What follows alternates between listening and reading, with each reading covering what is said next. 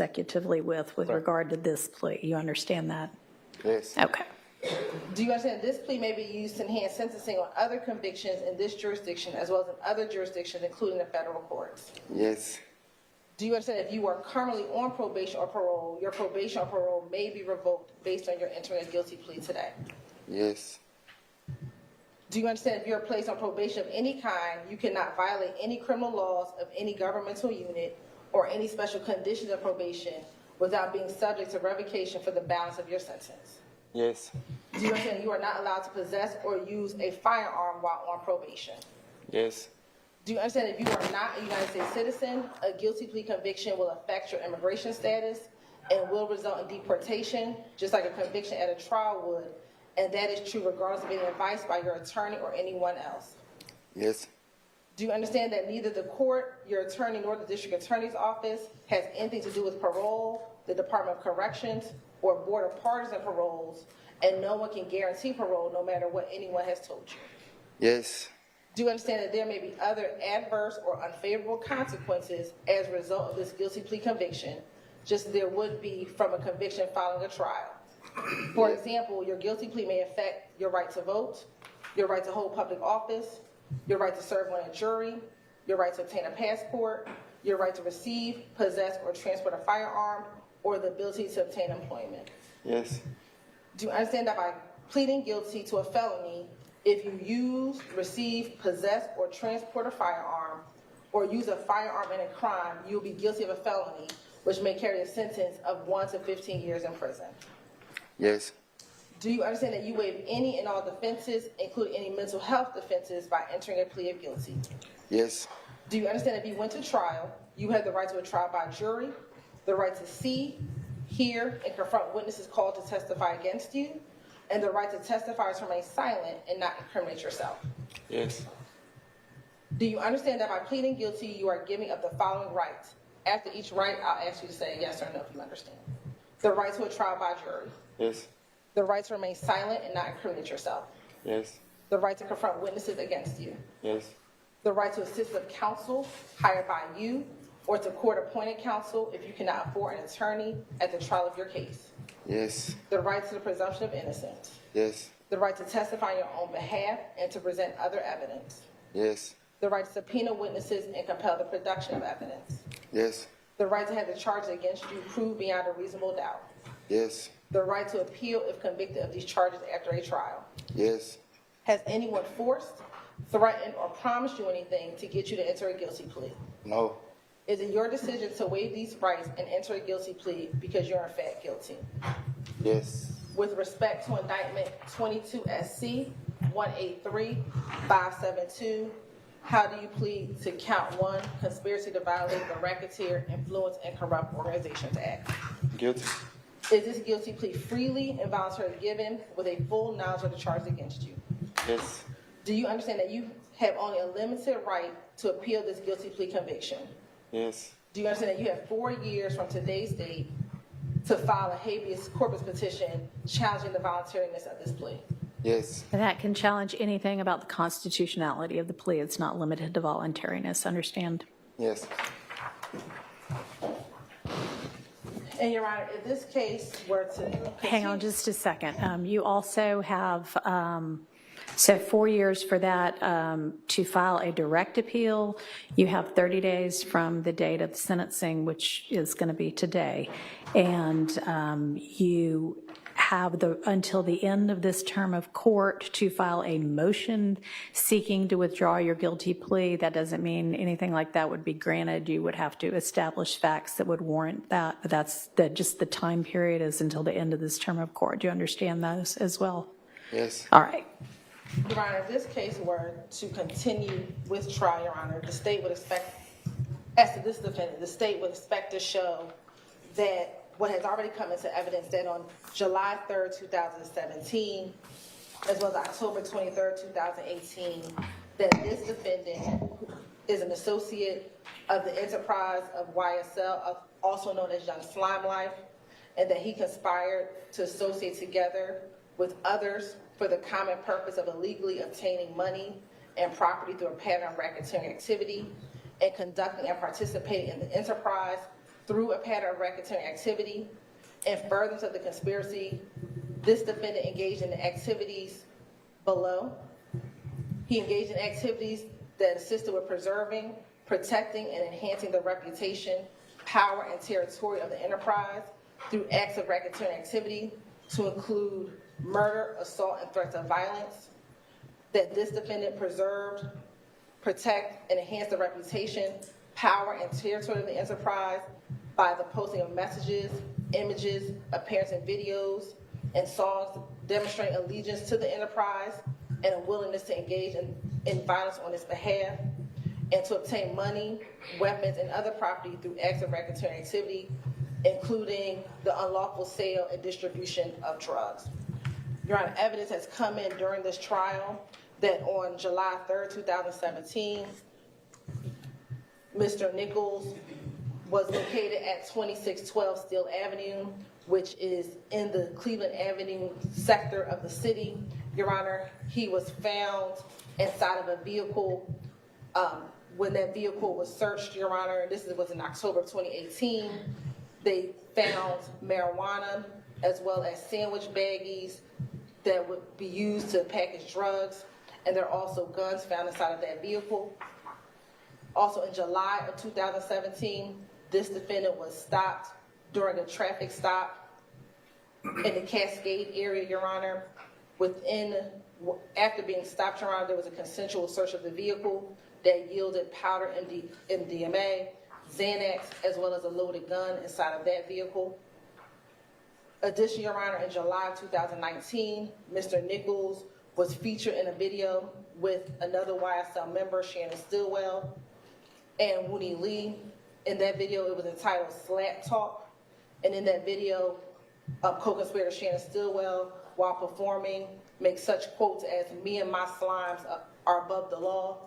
We know from the evidence that slimes is one of the terminology used by members of YSL to refer to themselves or other members of this enterprise.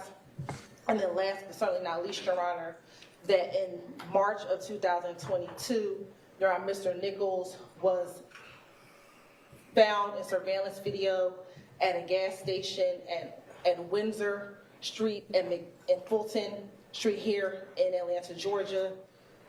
This was on March 14, 2022, during what the state would believe to show an onset of a gang war that really started in 2015 with the death of Donovan Thomas, but carried on into 2022. In February of 2022, a rival gang member by the name of Rayshawn Bennett, also known as YFN Lucci, was stabbed at the Fulton County Jail in February of 2022. Information about that stabbing was made public at early part of March 2022, around March 3rd of 2022. Once that information was released to the public, there was an onset of retaliatory activity that occurred between March 3rd, 2022 and March 16th of 2022. That includes a March 11th homicide of YSL associates Christian McMiller and Darius Ford.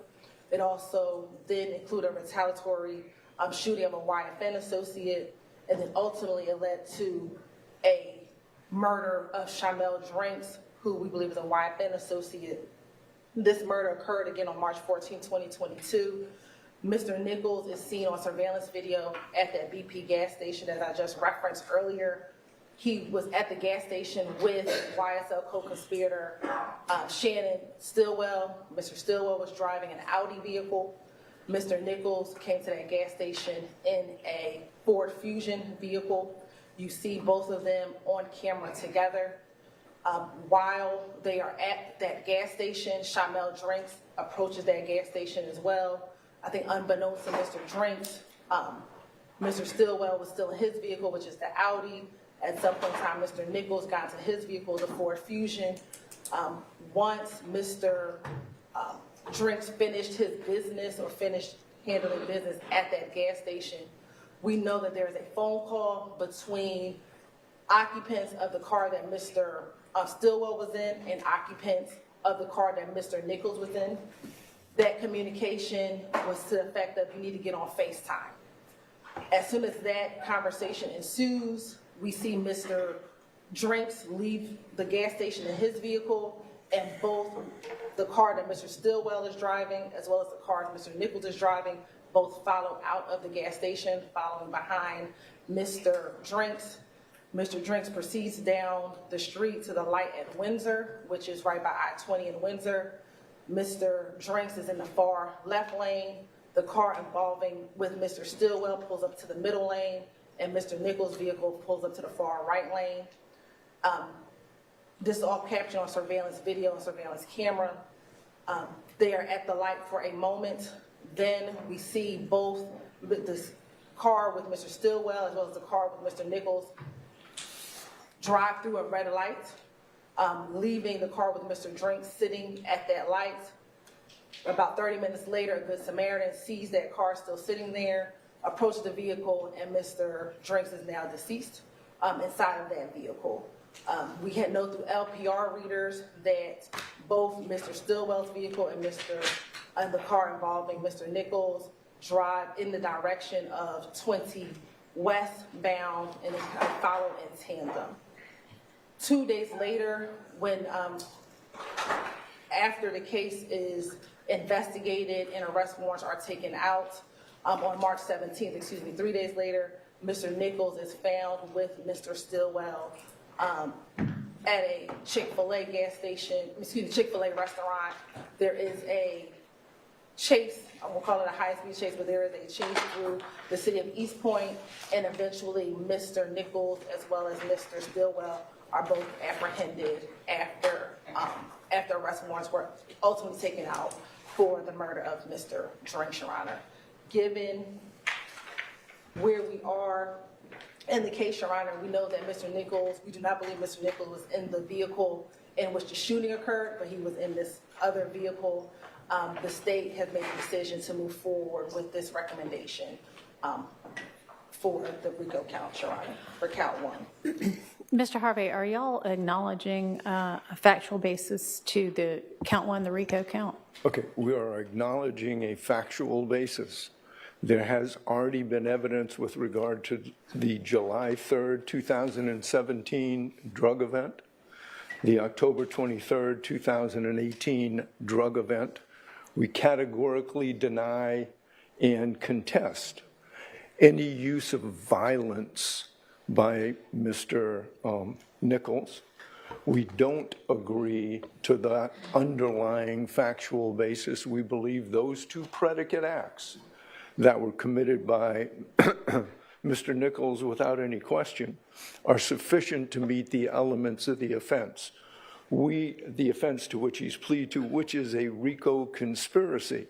A RICO conspiracy requires proof that the defendant either conspire with another person to violate one of the substantive provisions of RICO, and that would be drug offenses, or personally endeavor, I believe that's what the language of the statute says, to violate one of the substantive provisions. Well, that's what the language of the statute says, but Yes. he is indicted in this indictment with conspiring, not with endeavoring. That's correct. So we're talking about a conspiracy. We acknowledge the two events that he participated in. We categorically deny any other allegations other than those two events that are sufficient for a factual basis. We categorically deny that we participated in any way in the unfortunate death of Mr. Drinks. We categorically deny any other charges to which we are, substantive charges to which we are not entering a plea, and that includes gang charges. This is a plea solely to a conspiracy to violate the RICO Act. So that, but yes, we acknowledge a factual basis to that extent, Your Honor. Understood. All right, thank you. Your Honor, we just have one additional thing to say. Go ahead. The factual basis regarding the nature of YSL is that the evidence has shown and will continue to show that Mr. Nichols conspired with others to participate in Young Slime Life through a pattern of racketeering activity, and multiple defendants and unindicted co-conspirators have committed overt acts to further this conspiracy, including drug sales, aggravated assault, and murder, also including social media posts asserting the violent nature of and asserted dominance of Young Slime Life, also known as YSL. And that concludes our factual basis. And again, once again, we, again, categorically deny those representations. And again, the only thing that is necessary to meet the factual evidence of a 1614-4C is proof that the defendant conspire with another person to violate one of the substantive provisions of RICO, and that is subsumed by the drug offenses that have already been proven in this case, and to which Mr. Nichols has previously pled. All right, thank you, understood. And Your Honor, may I approach with the waiver of rights form of the Yes.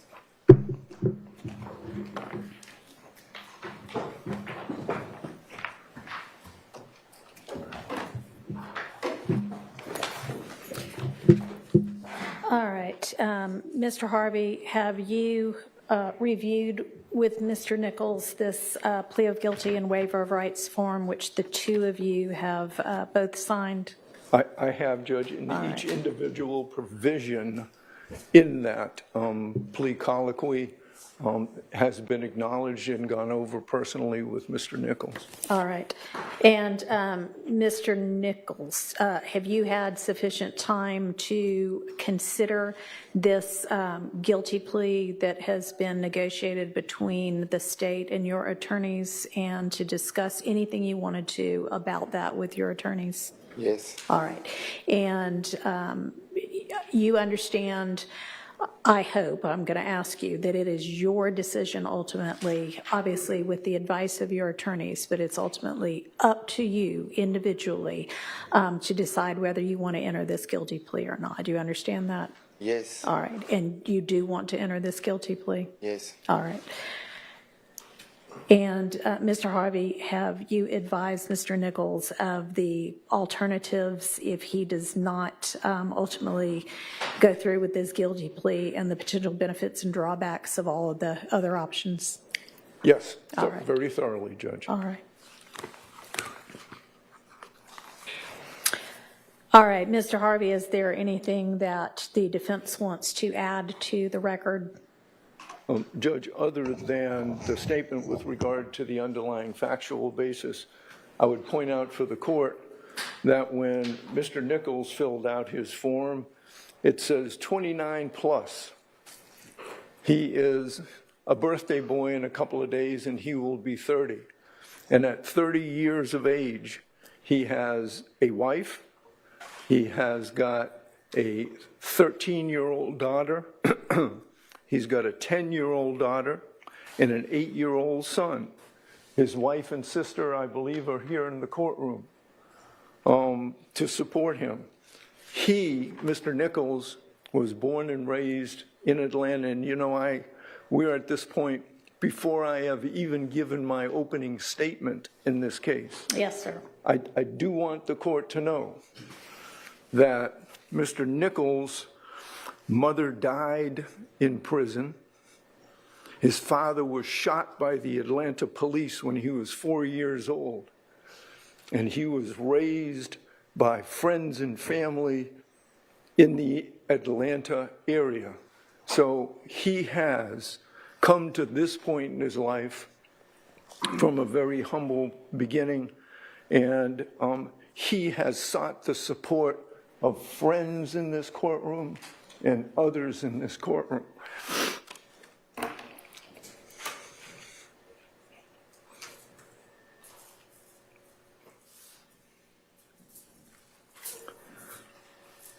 He is an intelligent young man who I believe has a future. Every day we do a word of the day. We put a new word into a sentence.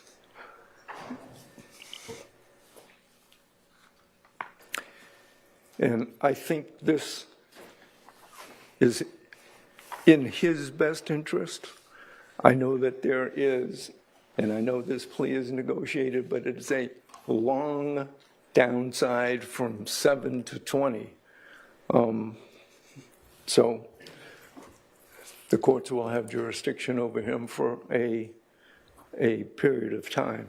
So I asked the court, given who this young man is, and given our categorical denial of some of the factual basis, to accept the plea and sentence Mr. Nichols accordingly. Mr. Nichols, is there anything that you want to say? No, ma'am. All right. All right, I find there to be a factual basis for the guilty plea to the RICO count one of the indictment, that being a conspiracy to acquire control or interest in money and personal property through a pattern of racketeering activity. And that is the only count that guilty plea is being entered for. The remaining counts of this indictment as against Mr. Nichols are being null pros by the state as a part of this indictment. I find, having heard the evidence up to the point of trial right now, that there is evidence of at least one overt act in furtherance of the conspiracy, and that there is evidence that would fall within the required statute of limitations to establish this RICO conspiracy count. One of the things that we as judges are instructed by our Uniform Superior Court rules to do when we are considering whether to accept a guilty plea and whether to accept a negotiated sentence, and this is a negotiated sentence in this case, is to take into account whether giving leniency in sentencing is going to aid in ensuring promptness and certainty, or at least more promptness and more certainty with regard to corrective measures, whether the defendant, and in this case the defendant has acknowledged guilt and is accepting responsibility for his guilt of the RICO count, and whether accepting the plea will aid in avoiding further delays, not just with regard to this case, but with regard to the entirety of our system here in Fulton County. And this plea does go towards doing all of those things. I am going to accept the plea as negotiated and sentence in accord with the negotiated recommendation. As I said before, find there to be a factual basis for count one of the plea. I find the plea to have been freely, knowingly, intelligently, and voluntarily entered into by Mr. Nichols with an understanding of the consequences of doing that. And the sentence on count one is the sentence that has been negotiated of 20 years to serve 7, with the balance of those years to be served on probation. And that, I don't know if there are any special conditions attached to this that y'all have talked about at all. There are no negotiated special conditions in those, so there are none as far as I'm concerned. All right. No. Okay. So with regard to the time that you are on probation, you need to stay out of all kinds of criminal trouble. Make this a birthday present to yourself and to your children and to your wife and family, that you will leave from here today and leave whatever you used to do behind you, and take the next few years. You know, you're going to have some years that are still to be served on this. You'll have credit for the time you've already served, but you're still going to be facing some incarceration time. But after that, you are going to be out, and you, I believe Mr. Harvey is correct, can be a productive member of society, and this is an opportunity for you to do that and for you to put your past behind you, the bad parts of it, and continue and make your children proud of you and set a good example for them, an example that I guess unfortunately you were not lucky enough to have throughout the entirety of your childhood with your parents. I'm sorry about that, but you can be the kind of parent that you ought to be to your children. So I am going to impose that sentence, and I am going to wish you luck and good fortune as you go forth from here. So I think that unless there's anything else from either party, that will conclude these proceedings, and y'all can go ahead and take him into custody. Thank you. Thank you, Judge. And Ms. Taylor will make this an exhibit to the plea. Thank you. All right, we are adjourned for the day.